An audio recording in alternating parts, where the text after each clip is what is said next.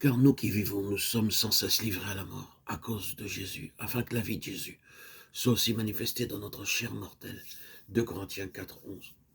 Bien que la résurrection, comme un tout, puisse être mentionnée ici, il faut bien comprendre que ce qui gouverne en particulier notre étude n'est pas la résurrection future du corps, mais la signification spirituelle immédiate pour le croyant.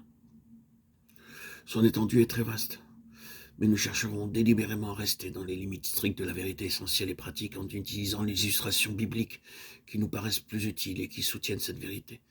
Nous croyons que Dieu désire que nous mettions entre les mains de son peuple une base aussi concise et définie que possible pour la prière et l'étude spirituelle, sans nous étendre sur le sujet. Le temps est court, les devoirs nombreux et pressants, les problèmes sont aigus, et il y a peu d'aide spirituelle dans le domaine de la vie et du service chrétien. D'où notre besoin d'avoir des principes de base vitaux qui, comme des poteaux indicateurs, attirent l'attention sur l'efficacité et la victoire. Il est de la plus haute importance que nous reconnaissions au début combien la parole de Dieu insiste sur le sujet de la résurrection et combien grande est sa portée. Du commencement à la fin de la révélation divine des Écritures, le principe de la résurrection est évident ou latent selon la mesure de notre discernement. Assurément, depuis la chute, tout ce qui est de Dieu a son nouveau commencement et sa valeur vitale dans la résurrection et par la résurrection représentative de Jésus-Christ d'entre les morts, dans laquelle il nous a inclus. Notez comment cela est introduit dans le témoignage divin de sa filiation à la résurrection. Remarquez l'attestation spécifique même. Cette déclaration spéciale du ciel n'est pas faite à sa naissance ni à sa mort, ni à Bethléem ou au Calvaire. La chose est vraie, nous le savons, mais l'attestation est réservée pour la résurrection.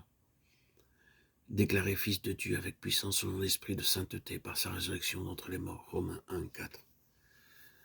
Le psaume 2 préfigure le conseil malveillant contre loin de l'Éternel. Cette conspiration est mise à exécution à sa limite extrême. Il est mis à mort. Le résultat final est l'héritage des nations. Le résultat immédiat lors de la résurrection est un décret. Tu es mon fils, je t'ai engendré aujourd'hui.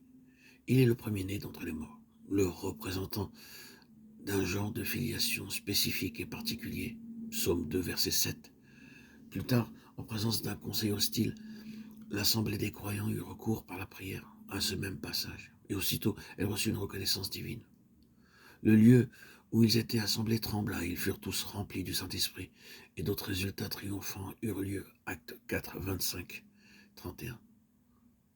Pareillement, ce même passage qui mentionne clairement la déclaration divine lors de la résurrection fut au centre de cette prédication des Actes 13, 33 en Antioche de Pisidie, où un témoignage efficace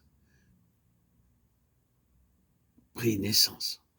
Puis, cette supériorité particulière du Fils au-dessus des anges et de toute puissance et autorité est mise en évidence par ce passage du nouveau cité, comme son fondement dans Hébreux 1.5.